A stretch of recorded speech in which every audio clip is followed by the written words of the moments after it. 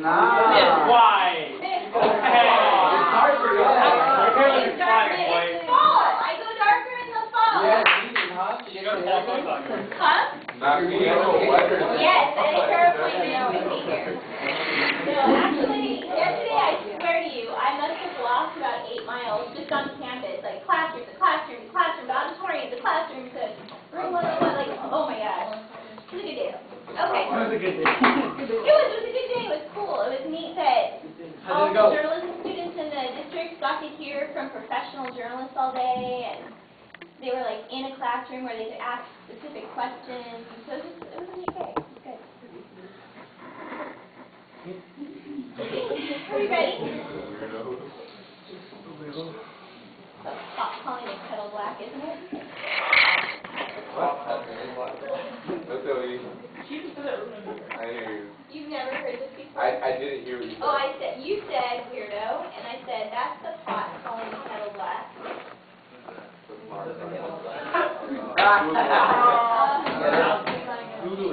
It used to be that all cookware was made out of cast iron, which is black, and the pot was black, and the kettle was black. And You have to explain it. I know, it loses its power, right? Oh! You're weird too. You like jokes on him. Damn. Jokes on me? You're right, though. It's not funny when you have to explain it. You guys really need to, like, amp up your... I'm sorry, it's just like 20. What? You guys ready? Here's the headline. Advice Team Ink? Nah. By Ned Vizzini. So it's an advice column about whether or not there is such a thing as teen angst. I'm a teenager, my life is so hard. Oh, I Okay. It is hard. So, now remember, this is a teenager writing to teens, right? So he's writing to even people who just turned 13. Okay, so you turn 13 and suddenly you feel as if you're in Death Valley. You come home from school and Oprah is on, talking about America's youth in crisis.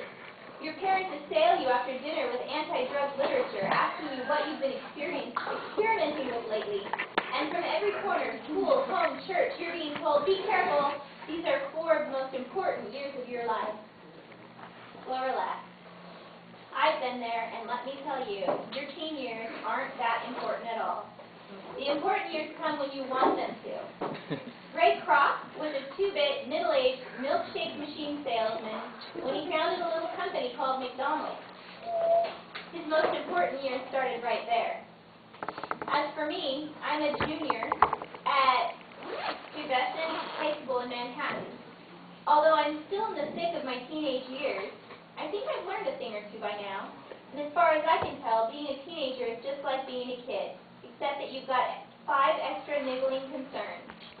Sex, money, smoking, drinking, and getting into college. First things first. They're taking your thing, Joseph, they're taking your thing, but... Didn't you hear?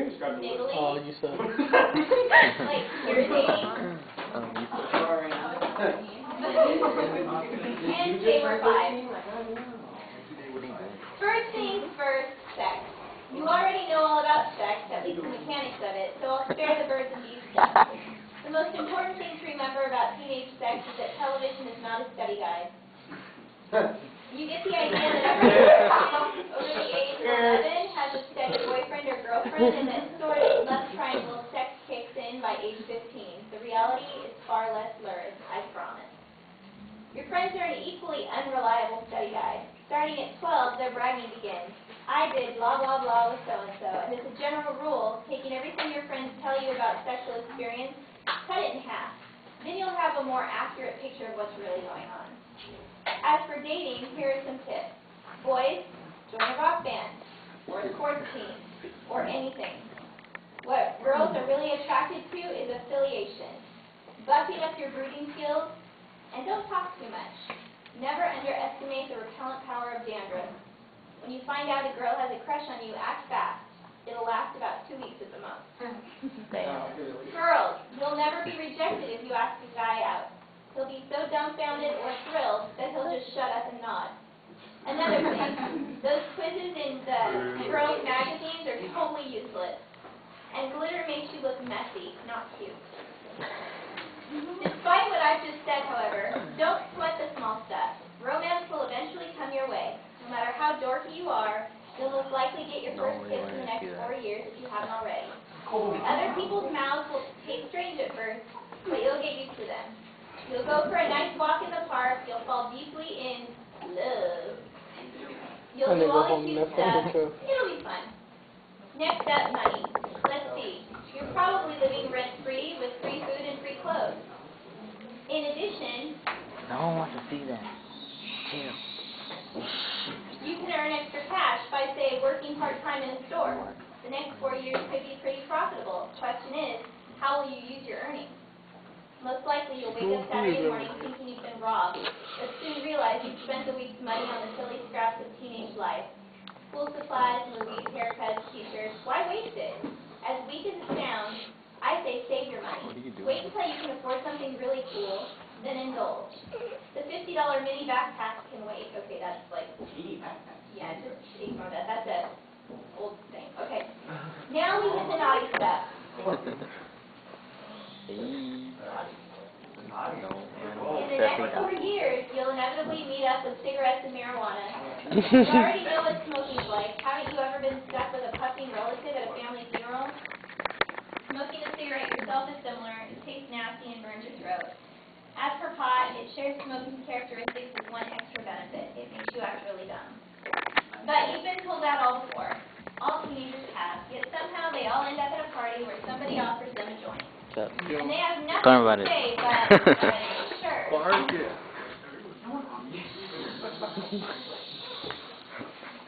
Well, here's what you say. Now, I already tried that stuff once. It really messed me up. Proceed to tell a ridiculous anecdote about the time you tried that stuff. If the story's funny enough to get everybody laughing, you'll slip out of the situation. Alternatively, simply shake your head, act uninterested, and get into a conversation with somebody else. The quick, silent rebuttal is devastating. Drinking is also a tricky issue. From an early age, you've seen the ads that promise that the moment you crack open a beer, football players will magically pop up on your front porch with bikini-clad girlfriends in tow. Real teen drinking scenes are far less glamorous, I'm sad to say. We're talking glassy-eyed partygoers slouched on couches. But there's an easy way to handle parties without getting stinking drunk. Take a drink, anything, whatever they give you, and walk around pretending to sip it. You'll need a plastic cup for this trick to work. The glass will give you away.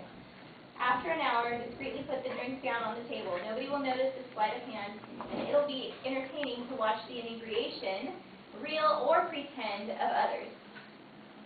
Finally, you've got to contend with college. Now, you already know what school is like. You come in, you keep quiet, you don't break anything, you leave. Now, high school is the same, except that on the horizon, looming over you are these monstrosities, the SATs, the ACT, college interviews. A word of advice, don't stress too much about college. To be sure, you can learn a lot at university. At the same time, plenty of successful people like Thomas Edison, Bill Gates, and even my grandfather never went or dropped out as soon as possible. At a high-pressure school like mine, teachers push the idea that your college will absolutely determine your future, that nothing is set in stone. If you want to go, go, but don't freak out about it. The media present adolescence as hell on earth, chock full of evil cliques, but cliques in grade school are worse. Domineering parents and wrenching decisions that will determine the rest of your life. Nah. Adolescence is a time to sit back, make some friends, and maybe discover what you're good at. Don't believe the hype.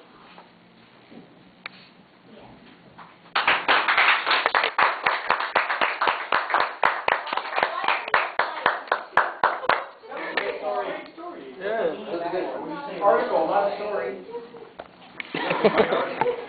So, raise your hand and tell me if you think that most of it is accurate, do you think that it's inaccurate? We'll start with you, Susan.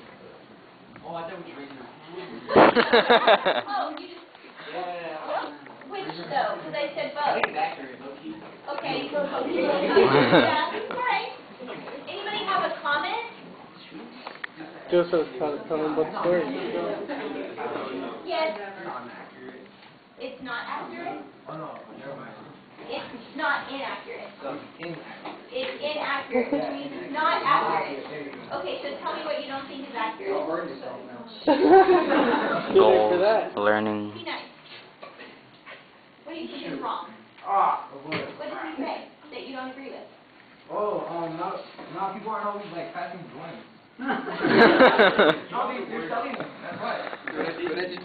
I would say that his experience, at least in terms of drugs and alcohol, may be different from yours, because if he's going to school in Manhattan, he's going to school where there's a lot of money. And so there might be less of an issue of, like, making money off that kind of stuff. It might be accurate. I don't know. I mean, How do you know about that, Ms. White?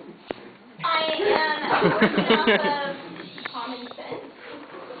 That's a little bit too much common sense. Thank you. Austin, did you want to say something? Yeah, like I've always been reading about that, about like, oh, how do I avoid, like, how do I say no and still be cool? So it's like, just honestly, no, like, people said like, oh no, like, stuff like that, like, just say, like, no dude, I'm going home later, and like, my parents are still awake, so I don't want to go home like that. Like, it's not that big of a deal. Yeah, so, I know. You don't have to be cool and say, oh no, man, I already tried that. Drugs are bad. Your parents don't do that. That's me, I agree with that. Joseph does drugs. Joseph does So drugs. here's a question that I want to pose for you before we jump into the crucible. Ah, Okay, no, so yeah, Austin relax. made an interesting point. He said you don't really have to like come up with a big story, or you can just say no, I'm going home later, and my parents are there, right? Okay, well why can't you just say no, I'm not into it? You could. You made it so complicated.